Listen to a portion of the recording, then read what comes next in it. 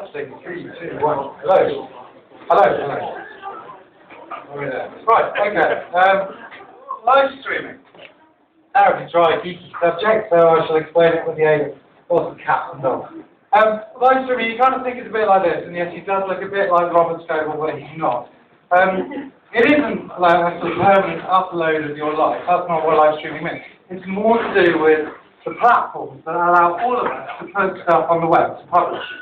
In the very early days of the web, you have to know all about configuring servers and HTML and all those kind of gnarly, geeky things. So I tend to kind of leave it to experts. But as time goes on, what we found was that platforms started to emerge that allowed everyone to start putting their stuff online. So you get things like Usenet groups and then forums, and you get stuff like GeoCities. And eventually, in the early 90s, we saw the emergence of, hopefully, the blog. Now, blogging is a fantastic platform, and everyone jumped on it and started writing about what their cats were doing that particular day, what they were having for lunch. An amazing universal publishing ability that anyone could do. But for personal publishing, blogging is starting to die now. It's not what people are doing. Blogs are the kind of things that people are using if they've got a real commercial, political reason for doing them. Because what we're seeing is the emergence of loads of specialist platforms. So if you're looking at photography, you've got things like Flickr, you've got Picasso that allows us not only to publish and organise your photos, but to share them, look at other people's, favourite them and redistribute them around the web if you want, like that. We've got the same sort of thing with audio as well. We can use Last.fm, Flip FM, and now things like Spotify that help us share the music we love, share it again, get it from other people, remix, playlists, etc., etc. And the cream of internet content, of course, video. We've got platforms like YouTube and Vimeo that enable us to upload our own videos, to share them around, to click on favourite, and that then sends them around to other places as well. So we have all of these amazing bespoke platforms, and we've got a world of little niche platforms online. And it's all getting incredibly confusing. Hands up if you're confused. You've got too many social media accounts. Can't remember all the passwords. So your content is distributed all over the web. I bet you've got no idea where it is. It's all getting a bit difficult. But there is a solution, and this is where live streaming comes in. So what we do is we start, I guess, by looking at the heart of this, which is RSS technology, RSS, XML, and similar acronyms that allow you to take internet content from one part of the web and send it to the other.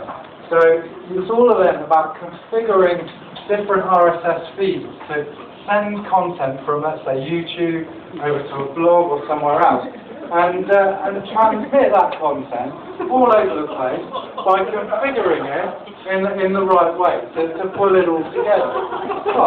I knew that I was actually well there. So if we think about all of the main platforms that we use, why can't we take the content that we create in all of these different places, use RSS, and pull them all into one place? Well, the answer is we can. In fact, we can do it with quite a few platforms. Great place to start, Facebook. Go to your profile, click on the settings button under the share thing here, and what you see is about 10 services. You can just add your username for each of these services into Facebook, and then on your wall, all of the activity that you create around the web in these different places will appear on your Facebook, and on your friends will see that all as well. Now, Facebook only does about 10 different services, but if you're into something much more hardcore, have a look at FriendFeed. This supports 60 services, so you can put in all of your accounts for all of these, and here are all mine, and then you can subscribe to people. So you could subscribe to me, and you'd be able to see everything that I'm doing online. I'll be able to do it if I subscribe to you. So you get a permanent kind of feed of all the people you're following and what they're doing on all these different social media services. Now that's the old FriendFeed interface. They've just this week released a new beta version, which is so cool I'm not going to show it to you. You're going to have to go and have a look at it yourself. People talk about the social media fire hose. FriendFeed is the data fire hose. it's like sitting on the edge of the Millennium Falcon going into hyperspace. If you're a developer, have a look at SweetCron. This is self-hosted open source software that allows you to put all these different feeds in, and you can even get slideshows on SlideShare, but you can get items from all of these different areas. And because it's self-hosted, you can hack into the CSS, and if you're a better designer than me, then you can create something beautiful like Shimon.info, which is a fabulous live stream there. Have a click around those different items. So, that's an introduction to live streaming. I hope you've enjoyed that. For any more information, have a look at my site. Cheers.